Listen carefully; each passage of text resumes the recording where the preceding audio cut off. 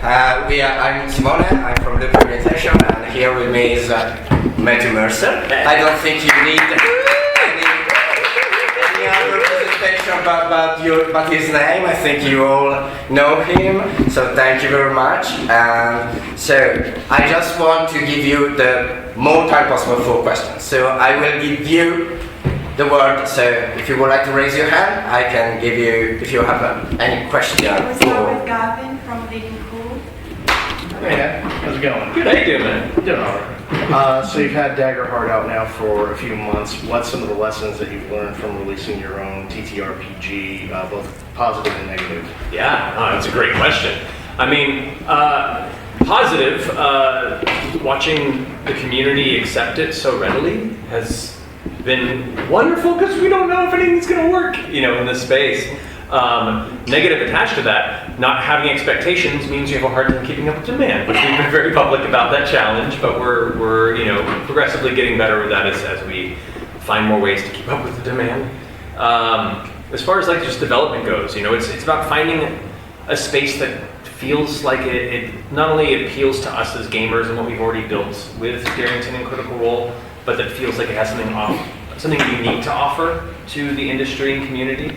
And a lot of that, thankfully, is from the collaborators who have been building the game with us for a number of years. The designer Spencer Stark, Rowan Hall, all the amazing Darrington folks, working with them to find what felt natural and distilled the things that we loved about role-playing games, and as such, would hope that our audience would really love that focus as well and create something that felt unique in that. Just the process of collaborating on that was very, very fulfilling. It's also just challenging to put a new system out there because lessons are learned when you design things and putting up in the public beta. You do a lot of wonderful feedback while also realizing how quickly people can break things. With any system, that's something that happens. But thankfully, by design in Daggerheart, it's meant to be a game that even breaking the build of a character, optimizing, doesn't, by design, break the game's balance.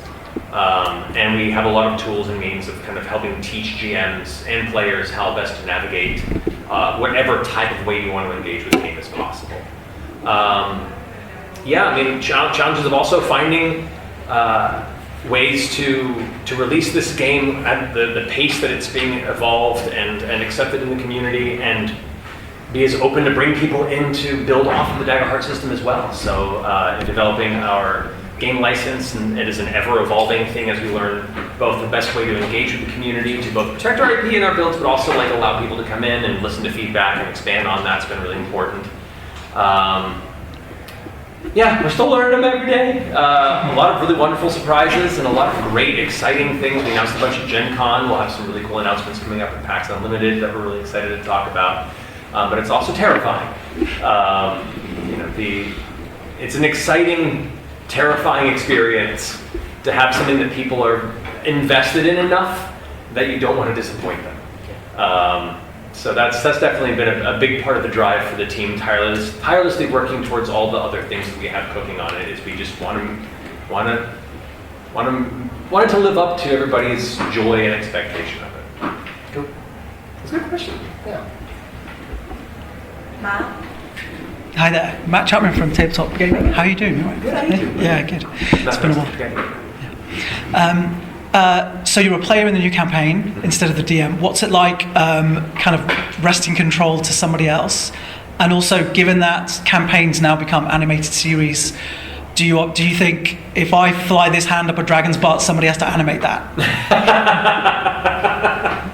It's interesting.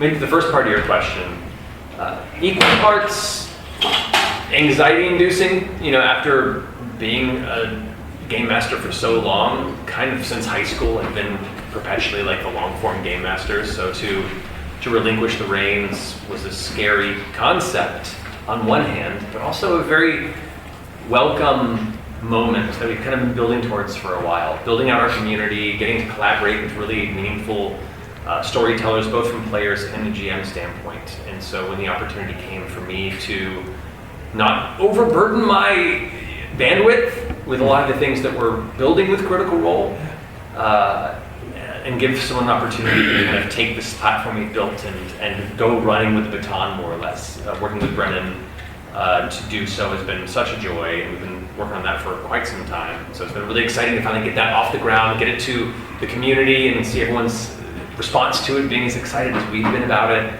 That's been wonderful. So any sort of early anxiety at the concept quickly melted away when it was both people I can trust, both GM and player, and a wonderful exercise in ego death to just kind of let go and let things be as they may, and hope that the years of trust will carry through. And so far, it's been wonderful. And as a player, the opportunity to engage in a long-form story where I don't know everything is also fun.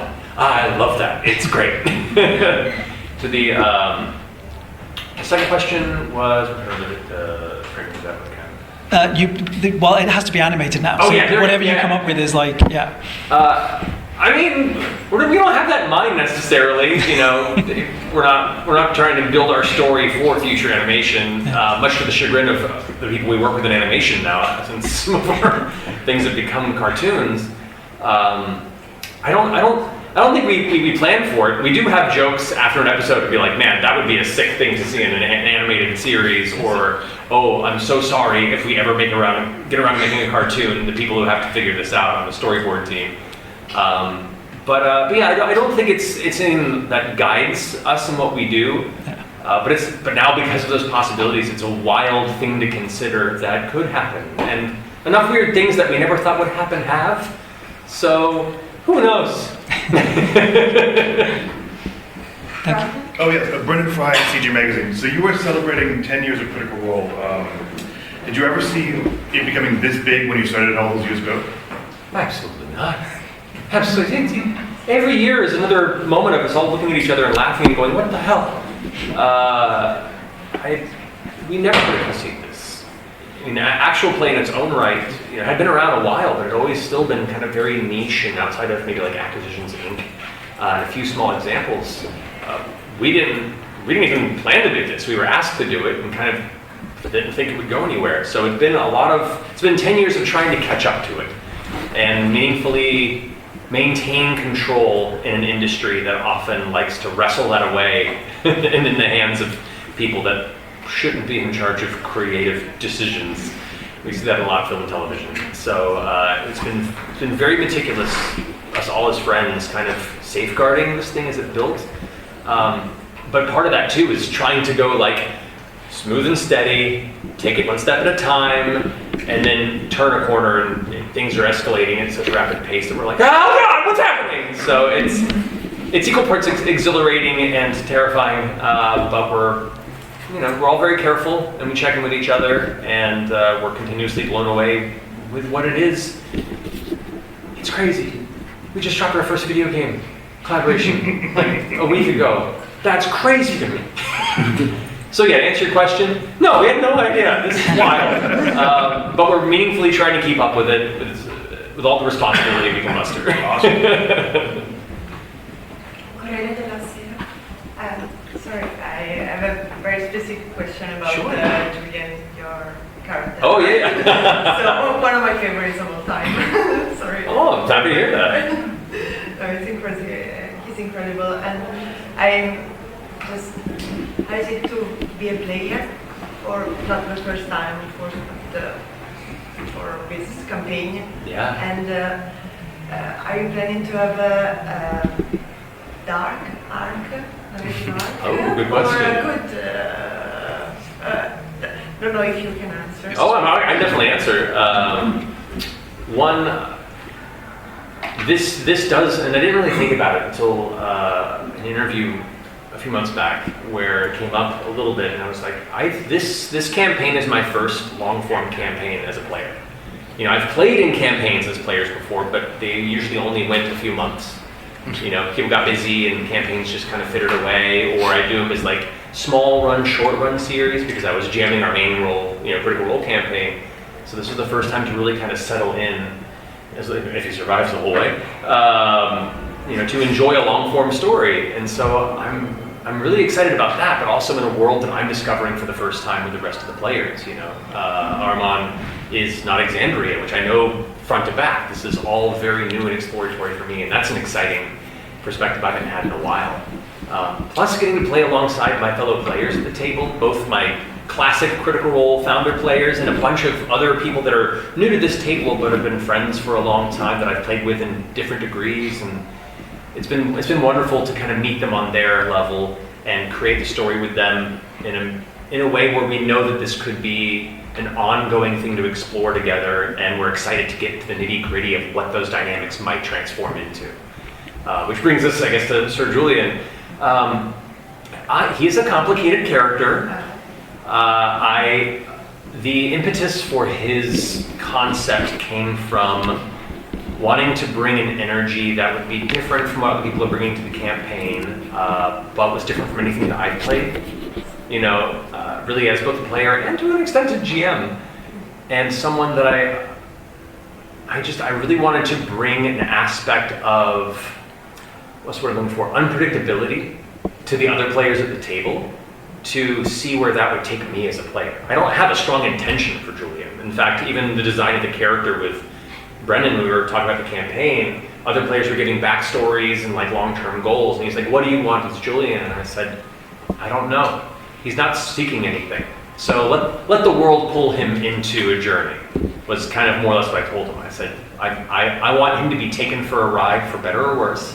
So far, it's been pretty intense for worse, Yeah. So I don't know what his arc's going to be. He has a lot of room to grow and redeem. He also has a lot of room to fall, and a lot of room to just stay messy in the middle somewhere. So I don't know, and that's really exciting.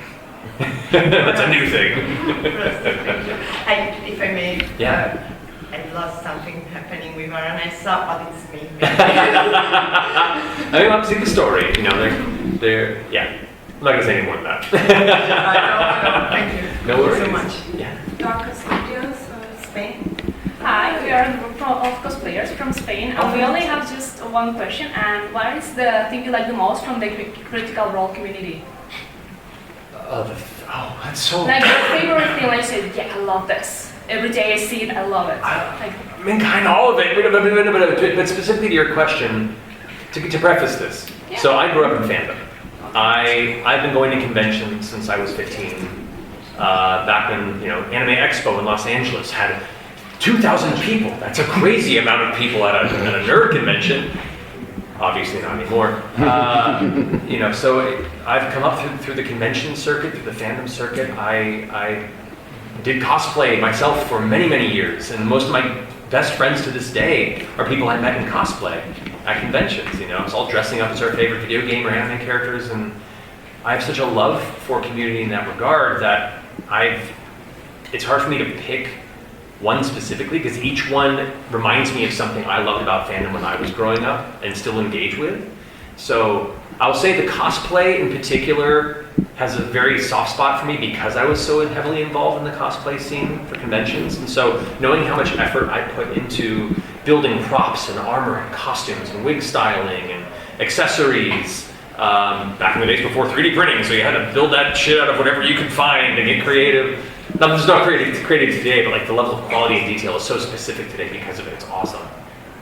So because of that history with it and seeing other people inspired from what we've built to want to put that same effort into it that I used to, is a very heartening and very special thing. And so any Critical Role cosplayer that I see, I can't help but get a little emotional and like this warm feeling inside of like, that was me when I was a kid. How am I now part of the responsible party for this person doing this, putting all this time into it? That's incredible.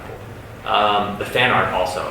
Like, that was the moment where we really kind of realized in the early stages of Critical Role that this was going somewhere. It was like how many talented artists were creating fan art, and we're seeing things in our imagination that played out in the game, given physical form, in some ways perfectly recreating how we imagined it, in other ways going even cooler than we imagined it. And that has been a really important part of what we've engaged with. So like, yeah, it's wild. It's wild, man. I love it. I love how we're all nerds together. That's a good question. Yeah, it was a really great answer. Thank you so much. No, thank you for asking. Hi there. My name is Andrea. I'm a production designer and a costume maker. And being a costume maker and a production designer for a show similar to not so to Critical Role, but you for first created something different from any other. You have a real place to be called home. You have a real studio made by Marisha, and for all your design, I love the work you have done. And how do you feel that this change your play when you are inside the studio, or is just like, I don't know if I can explain better, it's like to see that something is real from your play. So the studio is the real Exandria, the taking form for something like a nerd like us. Yeah, no, that's interesting. Yeah, I mean, the longer you play with a group of people, you're going to change and evolve as a player, not just as performers. We all came into this as professional actors that, I tricked them all into playing games with me, which is how I made most of my good friends over most of my life. But so we as players have definitely evolved to a degree. We've all learned, but also the newer players when we started Critical Role have come to really find what they enjoy in the role-playing experience, and have built characters with that knowledge that they feel they can really dig into, kind of like what I was talking about with Julian. As opposed to, growing up, you'd be like, I want to make a cool fighter with a two-handed sword and, he's avenging his parents. I'm like, that's cool. Yeah. Now, as we've been playing for so long, it's like, no, I want a character with deep pathos. I want or a figure that is trying to reclaim a sense of honor in a world that he sees as honorless. You just learn and evolve to find things that are interesting that you haven't done yet the longer you play. So I'd say the way we play has evolved to a degree, but building that space where we record, and some changes in format, like with Campaign 4 having 13 players, Yes. There's format things that do change, but the thing that we've safeguarded so carefully over these 10 years is trusting that any of this success, any of this momentum, any of the support from the community has stemmed from us authentically having fun together as friends. And so everything we've built in the studio, everything that Marisha and the production team have designed and developed, even the projections and the music and the lighting things, those are all things that to enhance the experience, but never to the point where it begins to take away from just us authentically playing games at the table. And that's a very, very strong line that we've all worked hard to keep. Whenever we get around the table, we have black curtains that pull closed so that we don't see the rest of the set. We have what's behind us. We kind of hide the cameras with the black curtains so that once we're all at the table for about 5 minutes and start telling jokes and getting ready, the studio melts away and it's just us again at the table, just with prettier backgrounds and some cool technology buttons that we run and compress to change the mood. But I feel like we all understand that the only reason, not the only reason, but one of the main reasons this has found the 10 years of success that it's been around is because in a world where so much media is prescriptive and constructed to try and feel authentic when it's not, it's just us authentically playing games and having fun and believing that as long as we safeguard that, everything else will fall into place. Thank you so much. Yeah, no worries, man. Correct me if I'm wrong, this is your first time in Lucca. This is my first time in Italy, period. Oh, okay. I've always wanted to come, both me I'm and sure Mercer. they'll come earlier. I know, I'm waiting for you for so long. I'm so glad. I'll be back. What's your initial take? Obviously, you've just been here an hour. What's your initial take on the festival, and what does it mean to you guys to present stuff that you've created to an entirely new audience? It's been a while. We've been talking with friends who've been here. Actually, two of our co-Critical Role folks back there, Shauna and Ed. Hey guys. I'm putting you on blast. Have been here sending photos as they got here days in advance, and so we've been like, oh my god, this is so different than what we were anticipating. So yeah, it's once again, as I'm going to conventions my whole life. You think you know what a convention is. This is so radically different from anything I could have anticipated. It feels less like you're stepping into a convention and more like you're walking into a fantasy world, because you have convention goers and you have cosplay and you have the things that you expect to see at a convention, but the atmosphere, the history of the city around you creates this very unique kind of daydream sense about just walking around, that the costumers belong in a way that they don't at normal conventions, you know? Where like you can see people in wild wings and armor, and then behind them is a massive stone statue and an ancient wall and architecture where you're like, oh, I'm the outsider in my t-shirt and jeans, you know? It kind of crosses that line between genres of being like, I'm a fan at a convention and I'm stepping into an otherworldly magical place. And that is so much cooler than I could have expected being here physically. And just the idea that an entire city becomes the event is so cool. Yeah, like I'm genuinely very excited to continue to explore it for the rest of the weekend, because like I said, I've only been here a short time already, and as the wonderful people who've been walking me around to get here to talk to you all, I've just kind of been wild. I will say as a side note, I've been coming here for 4 years to cover it. Critical Role is one of the top cosplays, like Really? throughout the streets. And it doesn't matter what campaign it is. It is everywhere, so I'll be good to experience it. I can't wait. I'm gonna take so many pictures. Thank you, bud. Yeah. Yes. So, I mean, I love D&D. I know all of you guys love D&D as well. You built a system that feels like it fits really well with your style of gameplay in Daggerheart. Yeah. So when can the fans expect to see the campaign that uses Daggerheart? That's a good question. For campaign 4, we were developing that process for what it was going to be. Daggerheart hadn't come out yet, and kind of what I had said before. It's hard to, when we're changing that many things. It's a new GM, it's a new world. We have a bunch of new players. We have some tweaks to the format. That much change is very terrifying to the internet. I don't know if you know that yet. People get really weird on the internet when you change things.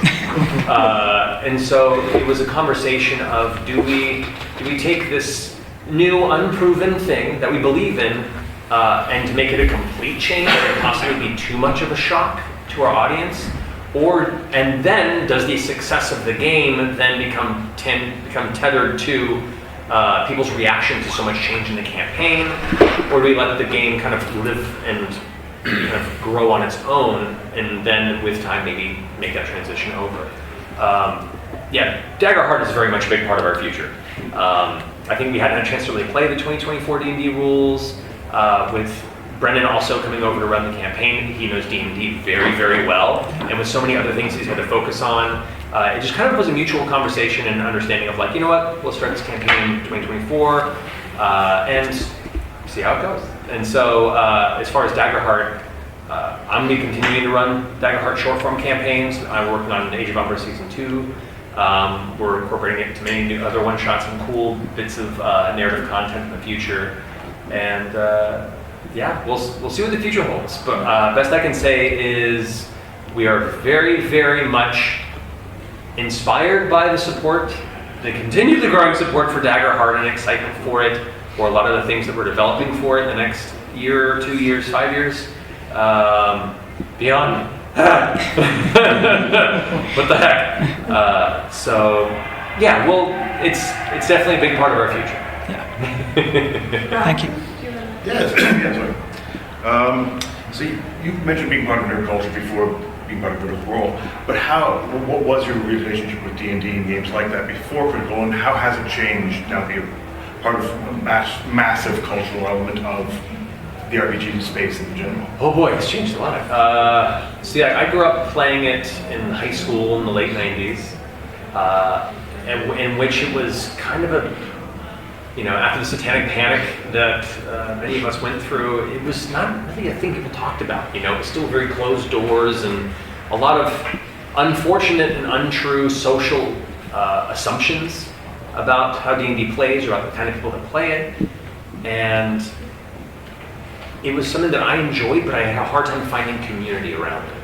So instead I tricked people into becoming my community. I offer friends or coworkers to run them a one-shot. If they never played, and I found this is interesting, and part of why I think everything took off. A lot of people have always been curious, but never had an opportunity to feel invited to try it out for a lot of their life. Like people that were my age and older, people that are far young, they didn't, up until recently, didn't have a way to understand if they would enjoy it or how they even would get involved. And so I would give that invitation and then watch people go, oh, I had no idea it was this fun, it was this engaging, it was creative, and fall in love with the game in the same way that I did when I was a kid. So for me, before Critical Role, I was kind of evangelical to people wanting to tell them like, no, this is one of the best ways you can have fun with your friends. You know, there are so many great tabletop RPGs out there. D&D is one great one, and it's the one that everyone knows, but there's so many like great independent games and different genres and styles, and you know, much like if whatever your favorite kind of movies out there, there's an RPG that someone has built that kind of gets that vibe of the movie that you can experience and do yourself. And so like, I always wanted it to be more accepted and more shared. You know, I don't know, for me it was one of the most healthy and most creatively fulfilling experiences a person can have with your friends. And I was frustrated that more people didn't play. So when we were asked to do Critical Role, that was part of the reason I agreed to it, was, well, hopefully if this goes well, this will be an example I can point to when people ask me, how do I play D&D? I can not stammer for 10 minutes at a party and be like, well, yeah, you have to, your armor class, and you have to roll your stats. It's like, I'm just gonna go home, you know, and then abandon. I can send them a link, and hopefully more people would discover it through that. We didn't quite know how many people would, and you know, it's exploded since then. The fact that we've even been a part of it is a wild consideration still 10 years later to me. You know, I'm technically canon in the Forgotten Realms. That's crazy. I read the Dritz books when I was a kid, which means technically we can meet. I haven't thought about that. But yeah, since being a kid and seeing it still this kind of misunderstood, misfit, wonderful experience, now seeing it embraced and expanded in so many ways to the point where there are massive cosplay groups, you know, out there dressed up as our D&D characters, let alone their own D&D characters. You know, there are events that are just growing year after year that are showcasing and platforming up-and-coming new game designers that are taking their inspirations from games that have been around for 40 years and then coming up with new, unique ways to engage with dice and diceless role-playing, you know, games. It's very exciting. I, never would have expected any of this, and if anything, my favorite thing I hear from people in the community at events and conventions is these games have brought me closer with my friends or closer with my family than I ever hoped I could. And that to me is the most important thing I've ever heard in my life. Like, to know the friends that I made that are most important to me, I made through games like this, and to have families and friends, you know, find that same kind of unity through it, that's incredible to me. And that comes from just the scope of how the industry is expanded, and that's fucking cool. Very cool. Thank you. Yeah, no worries. We have time for one last question. I'm sorry, am I talking too much? Do you want to go? Okay, I have one question, DM to DM. Yeah. How many total party kills you do? Total party kills, only 2. Only 2. Partially because some of my players were very clever, and you know, I one that I was very new to the game. I was in high school and didn't understand how the balance worked, and it was one of those things where their first encounter with a sleeping green dragon, second edition D&D, and just wiped the floor with them, and they all died immediately, and we were like, do you want to make new characters, or do you all wake up from a bad dream? And so we did the bad dream thing. And Are you sure? Are you sure? No. Then the next time they encountered a dragon, they learned to break the system and took it out before it could wake up. Second edition, not very balanced. Not very balanced. Yeah. I did have a big near TPK in the campaign I ran before Vox Machina, in which that was Taliesin, Marisha, and Luis Carrazzo, who's in campaign 4 with us. He was also in that. That was back in 2008, 2009. And if anyone who's up to date with campaign 4's recent episode, a familiar scenario. Ghouls are dangerous creatures, and in this setting, undeath was something that had been so far removed and so far abolished from the historical landscape that undeath was just a myth. Like that sort of necrotic magic just hadn't existed for so long. People didn't think it ever really did. So when at one point in the story they do transition over into the realm of shadow and encounter their first undead, these ghouls in a tomb, they're like, I don't know what these things are, let's go for them. And they just rushed in, paralyzed, and watched very quickly of the 5 players that 3 of them were not going to make it. And if they didn't run out, the 2 other remaining, if they didn't leave, all of them were going to die. And so it was this like intense scenario where like the older ranger character, who my friend Sean, like grabbed our friend Chloe's young kind of heroic figure and was like, we have to go. And she's like, what do you mean? They're gonna die. He's like, and we are too. And she's like screaming, trying to fight, and dragging her out of the tomb. While like, it was Taliesin, it was Louise, and our other friend Brian Pisco, and their 3 characters just got eaten, unable to move. It was very intense. So that's the most recent near TPK. Not the last. No. Thank you very much. So thank you very much for being here. Thank you very much for being with us. Thank you for I would like having to me. thank also Critical Role, Dagger Press and Dagger Games that collaborate also, mostly Dagger Games, that collaborate with us, their Italian partner for Dagger Press, but also thank you Dagger Press and Critical Role to make this happen. This is a dream for us too in Lucca. So let's enjoy this weekend. Yeah, thank you for having me. I'm excited. Thank you all so much.